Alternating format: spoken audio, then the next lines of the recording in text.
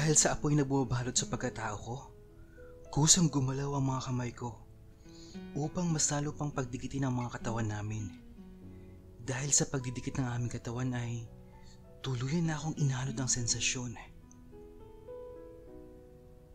Tinalo nito ang utak ko na kanina lang ay gustong magpigil. Ang kaninang damping halik lang ay mas naging maalab. Kusang kumilos ang aking mga labi upang paglaruan ang mga labi niya. Habang ginagawa ko yun ay mas lalong sumabog ang init nito nang naramdaman kong sumasabay na siya sa ritmo ng halik ko. Niyakap ko siya ng mahigpit. At gumanti naman siya at lalong pinatindi ang paghalik namin. Merong sariling buhay ang aming katawan na tila ba'y sumasayaw ng mabagal sa musikang kami lang nakakarinig. Papasok ng papasok ang halikan namin hanggang sa dinala kami ng aming mga paa sa double deck at dahan-dahan ko siyang iniga. Tinigil ko muna ang paghalik ko upang hubarin ang damit ko. Ngunit biglang nagising yung diwa ko. Bumalik ko siya sa pagkakahiga upang umupo. Umupo din ako sa tabi niya na nakasampa ang ulo sa dalawang palad ko. Tinapik-tapik ko ang pisngi ko upang patuloy na magising. Nagpakiramdaman kami. Hindi namin magawang tumingin sa isa't isa. Maya-maya pa Brad, practice lang to, di ba? Nagkatinginan kami. Halos sabay na binanggit yung mga salitang yun. Sa pagkakailang, ay sabay din kaming yumuko. Oo naman, practice lang to. Practice lang to. Wika ko. Dahil hindi ko matagalan ang ilangan namin, mabilis akong tumungo ng CR. Mabilis kong isinara ang pinto at napasandal doon. Ano ba yun? Nagpadala ka na naman sa tukso ng mga labi niya. Hindi kasama sa usapan yun. Hindi kailanman magkakagusto ka sa lalaki. Hindi ka ganon, Zion. Sabi ko sa isip ko. Nakita ko ang itsura ko sa salamin. Namumuli mga pisngi at tenga ko. Agad ako naghilamos. Binasa ko din ang konting buhok ko. Nang sa ganun ay mahimasmasan ako. Nang mahimasmasan ay dahan-dahan akong lumabas ng banyo. Nakita ko siyang nakaupo pa din. Nagbabrowse sa cellphone. Nakatayo lang akong pinagmamasdan siya. From that moment, kumbinsido na ako. Something gets really weird. Kahit na gaano ko paglabanan ng nararamdaman, sa huli ay sumuko rin ako.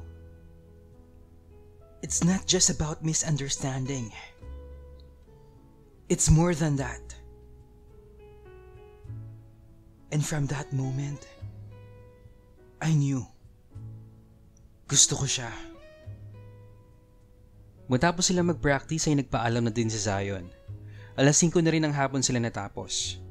Pagkalabas si Zion ay tulalang isinara ni Luke ang pinto. Tumungo siya sa upuan sa harap ng study table niya. Okupado ang isip tungkol sa naganap na practice nila kanina. Napahawak siya sa labi niya at marahan itong hinaplos ang daliri. Nanariwa sa isip niya ang bawat sensasyong naramdaman ng mga oras na yun. Maging siya man ay hindi niya malaman kung bakit ba nangyari yun. Anong ginawa sa akin ng taong yun? Sa tingin ba niya, laro lang yung ginawa niya? Ang usapan namin ay walang halikang magaganap ngayon. Pero, teka. Bakit nga ba ako nagpadala kanina? At parang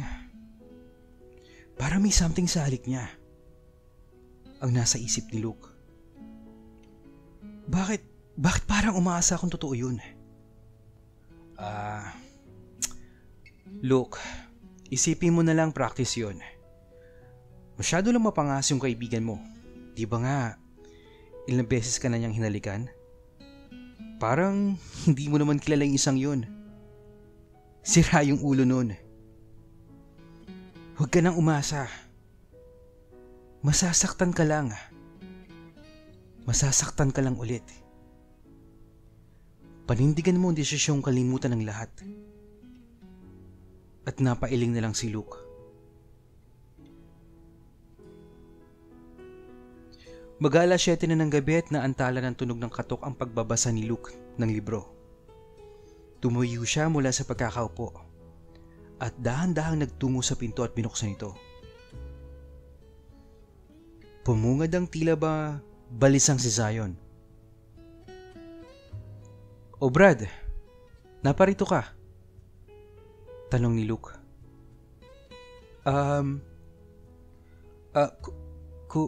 Kumain ka na ba?" Tila may pagkakailang na tanong ni Zion. Ano kaya nangyari sa isang to? Magtatanong lang naman kung kumain na ako pero bakit parang tensyonado siya sa isip ni Luke? Hindi pa pero baka hindi na ako maghapunan. Busog pa din kasi ako nung kinain nating merienda kanina. Sagot niya. Inobserbahan niya si Zion. Naguguluhan siya sa inaasta nito. Ganun ba?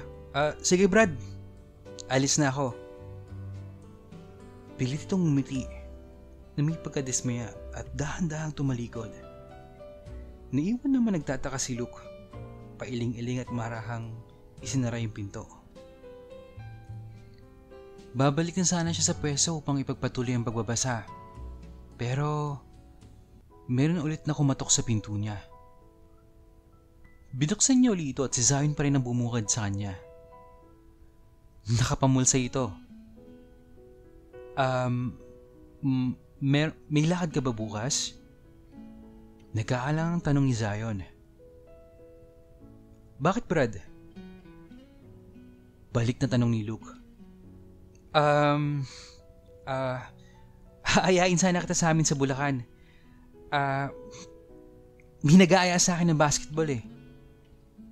Napahinto ito at napaisip na pahimas-himas pa ng hintuturo sa baba. Saka muli nagsalita. Tama. May nag-aaya sa akin maglaro ng basketball. Isasama sana kita kung pwede ka. Tsaka may kukunin akong mga damit na susuotin para sa Lunes. Tama, yun nga. Magbabasketball tayo tapos kukuha ko ng damit. Mahabang sabi ni Zion. Halatang balisa ito at parang batang gumagawa ng dahilan para maaya niya si Luke. Patabinging pinagmasdan ni Luke si Zion. Nalalong kinailang ng huli. Ayos ka lang ba, Z? Ha? Tapos hindi makatingin ng tuwid. Sabi ko, ayos ka lang ba? May sakit ka ba? Dati-rate, kung ayain mo ko, hindi ka naman humihingi ng permiso ko Luke, mag-basketball tayo. Luke, tara, uminom tayo. Luke, gisingin mo ako, baka malate ako. Nabigla itong ngunit agad naman bumawi. Ganun ba? Napahimas ng batok at pinilit ng ngumiti. Senyalis na napahiya ito. Muling pinasok ni Zion ang kamay niya sa bulsa at nagsalita. O sige. Luke, samahan mo ako bukas sa Bulacan. Ayos na ba? Napabuntong hiningay pa ito at bakas pa rin ang pagkaalangan.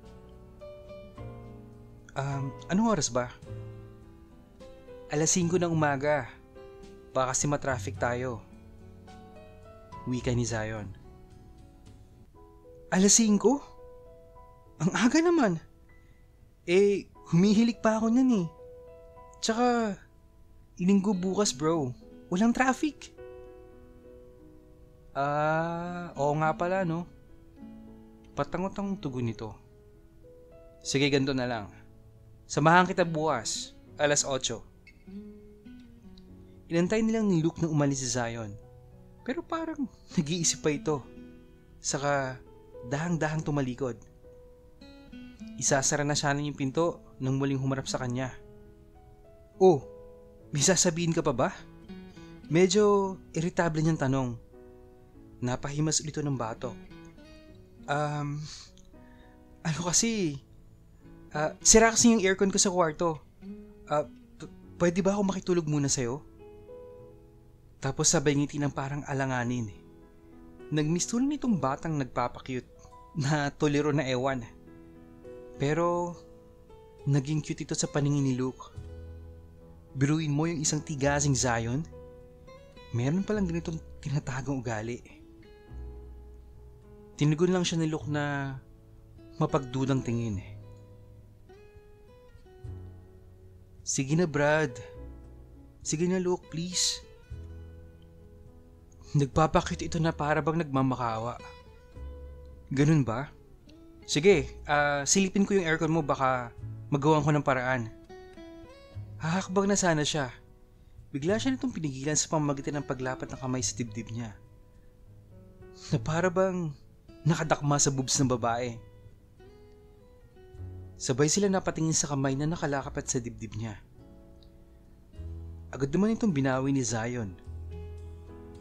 Nang mapagtantong malaswa pala yung dating na pagkakadakma niya. Nung makabawi hindi na Brad. Nasilip ko na yon. Ayaw talaga gumana eh. Hindi pa rin kumbinsido si Luke. Nahihimigan niyang nagsisinungaling lang ito. Titignan ko nga. Titignan ko lang naman, Z. Hahakbang na ulit sana siya nang pigilan siya ulit nito. Tinapunan niya ito ng mapagpunang tingin. O siya, sige na. Walang sira yung aircon ko. Napabuntong hininga na lang ito. Ay, ang hirap naman ito. Okay, Luke. Diyan ako matutulog sa kwarto mo. Hindi dahil sira yung aircon ko, kundi dahil gusto ko. Matigas itong sabi at dire-diretsong pumasok sa kwarto ni Luke. Hindi naman malaman ni Luke kung matatawa siya sa inaasa ni Zion. May kitulog lang pala, ang dami pang sinasabi. Nakakapagtaka naman talaga ang inaasa ni Zion itong mga nakarang araw. Ang kilala niya kasing Zion ay siga, basagulero, babaero, hindi marunong humingi ng permiso. At higit sa lahat, kapag may gugustuhin, gagawa ng paraan para mapasa kanya ito. Kapag may kailangan ito sa kwarto ni Luke, kusa na lang siyang papasok at kukunin ko na yung kailangan niya. Saka magpapaalam kung kailan hawak-hawak na niya. Madalas ding dumiretso ito sa personal ref niya at nangangalkal lang kung ano-anong makakain. Nagugulat na lang din siya minsan na may naghihilik na sa upper deck niya. Pero itong si Zion, na nasa loob ng kwarto niya ngayon ay ibang-iba. Hoy! Ano? Nagsasyabu ka ba? Ngunit hindi siya pinansin ito. Nagtataka man ay napangiti na lang si Luke sa mga pangyayari. Pero teka, kung iisipin ko maigi, nagsimula siyang nailang sa akin nung nag-away kami dahil sa babae. Tapos, nasundan pa yun ng mga halik. Pero ibang-iba yung pagkakailan niya sa akin ngayon. Napapaisip si Luke ng malalim. Hindi kaya dahil sa halikan namin kanina? May naramdaman rin kaya siya? Kumabog ang dibdib ni Luke habang iniisip niya yun. Pilit niyang inalis sa isip niya yun. Kung ayaw mo masaktan ulit, huwag kang mag-isip ng kung ano-ano. Sermon niya sa utak niya. Nakapatay na ang ilaw. Ang tanging lampshade na lang nagbibigay liwanag sa apat na sulok ng kwartong iyon. Nakapwesto sila upang matulog. Si Luke sa lower at sa upper deck naman si Zion. May mga bagay na bumabagabag kay Zion.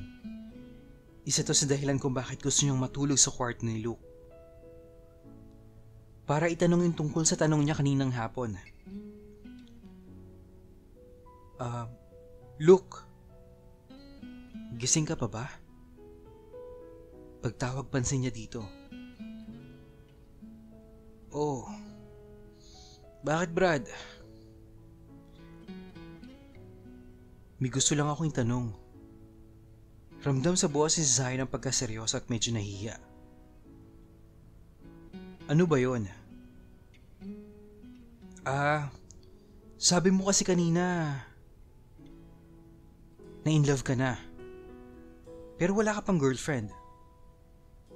O tapos, pwede ba yun? Hindi agad sumagot si Luke.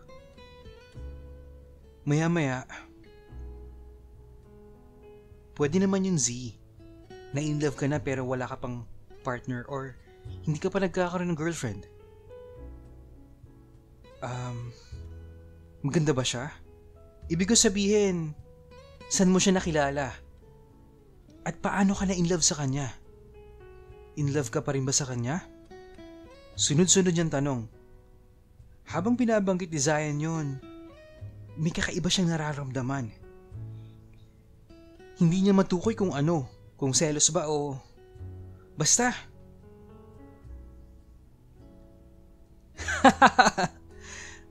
Tanging tawang sagot lang ni Luke.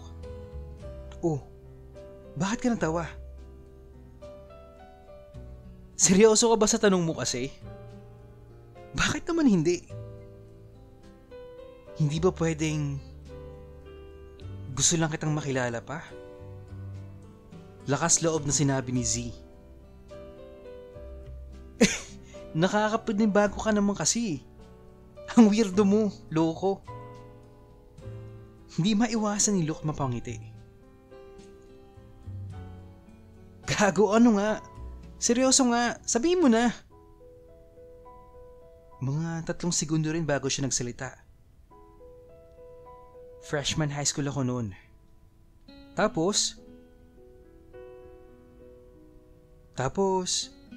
bigla na lang siyang sumulpot para tulungan ako. Hindi ako nagkaroon ng chance na magpakilala sa kanya. Kasi, umalis kaagad siya. Nung una, hinahangaan ko lang siya. Gusto ko nga mapalapit sa kanya pero nahihiya ako. Tapos, huminto si Luke. Bumalik kasi sa alaala niya yung sakit. Naramdaman niyang hindi niya muna dapat sabihin to. Minabuti na lang niya na huwag ituloy. Tapos, ano nangyari? Nag-aantay na tanong ni Z. Brad. Oh, saka na lang. Hinaantok na ako eh. Sa ibang araw ko na lang ikukwento.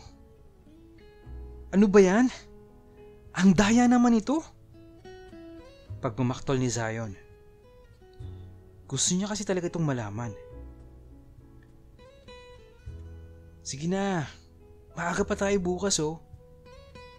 Kapag tinabad akong gumising, hindi na kita sasamahan. Pagbabantaan niya. Ay, oo na, sige na. Hindi na ako mangungulit. Maya-maya narinig ni Luke na nagmumurmur si Zion. Ano yun? Wala. Sa tonong parang batang hindi pinayagan maglaro sa labas. Luke. Mahinang pagtawag niya. Oh. Sagot ni Luke sa boses na inaantok.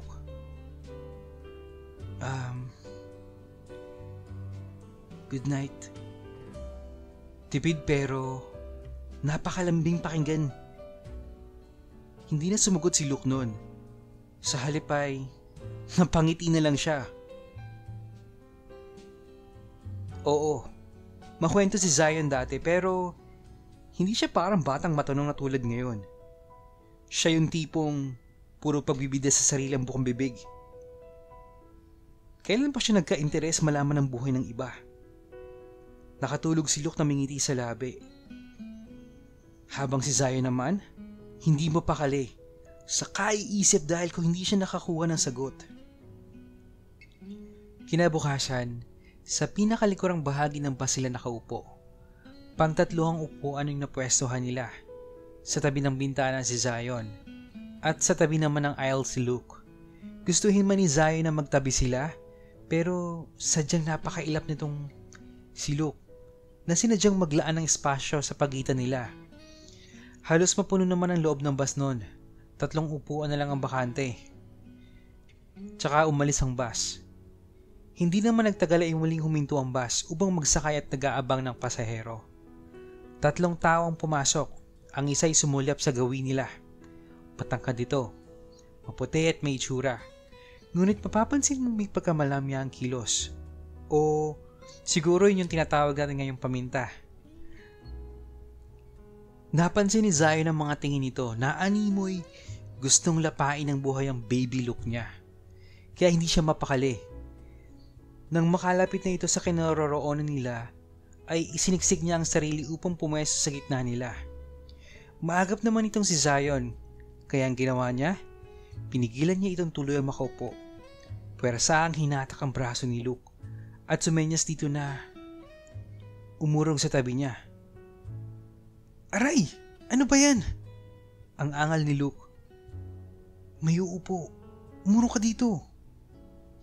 Mahina pero puno ng otoridad ang boses ni Zion. Tumingin muna si Luke sa taong nasa harapan niya. Saka muling binaling ang tingin kay Zion. Pwede naman siya sa gitna ah.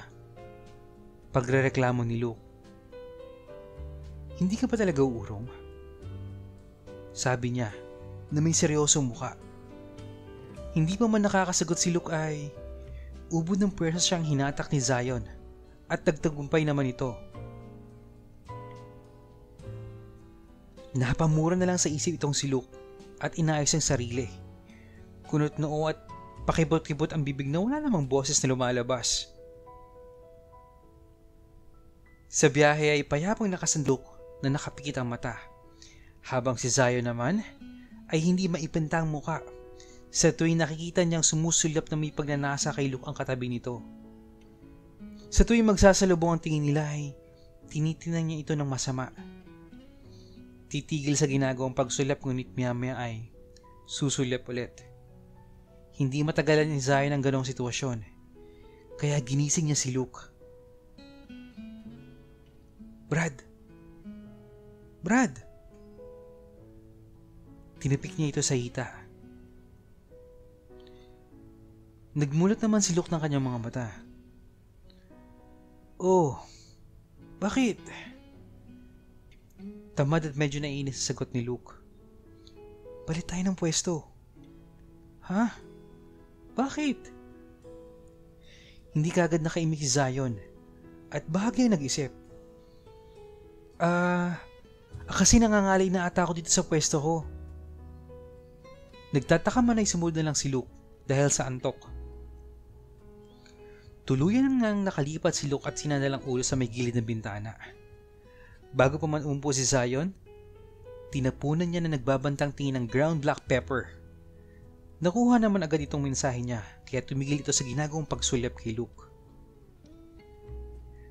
Nakahinga ng maluwag si Zion noon. Miya't miya niya sinusulyapan si Luke. Hindi niya mapigilang mapangiti. Napakagaan ng pakiramdam niya kapag kasama niya si Luke. Lalo ngayon, nakikita niya mahimbing na nakatutulog ito. Kinuha niya yung cellphone niya sa bag upang kuhanan ng picture ang natutulog na si Luke. Hindi niya maiwasan ang mangiti habang ginagawa yon. Miyay, nilagyan niya na ng earphone ang magkabilang tenga niya. Binuksan ng Spotify at nagpatugtog. Ang dating rock music playlist na pinapatugtog niya ay napalitan ng love song.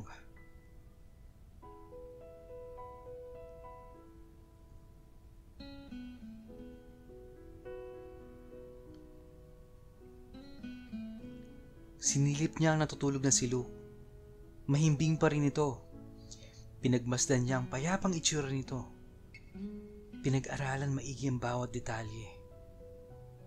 Napansin niyang nauuntog-untog ito sa bintana. Marahan niyang inilapat ang kakasandal ng ulo nito sa balikat niya. Tapos ngumiti siya. Payak na sandali ngunit napakasarap sa pakiramdam ni Zion. Na-realize niya sa piling ni Luke, matatagpuan ang kakaibang saya. Gising man o tulog ito. Sana alam mo kung gaano ako kasaya sa mga sandaling ito. Ang nasa isip ni Zion. Hindi mawawala sa mukha niyang ngiti. Humigit kulang 1 oras na naging biyahe nila. Sa kanila narating ang bahay ng pamilya ni Zion.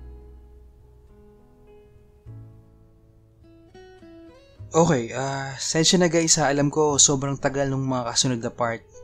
Nag-aantay lang din kasi ako ng kasunod na story kay Sender eh. Pero grabe naman pala si Zion, no? Napaka-protective future boyfriend. Siloso. Ano guys, kinilig ba kayo sa episode na to? Abangan nyo yung next part kasi mamimit na ni Luke yung parents ni Zion. At kung meron kayong stories na gustong i-share or ibahagi, email nyo lang sa email address ko sa imrensantiago@gmail.com. Yun lang. At maraming salamat. Hanggang sa muli.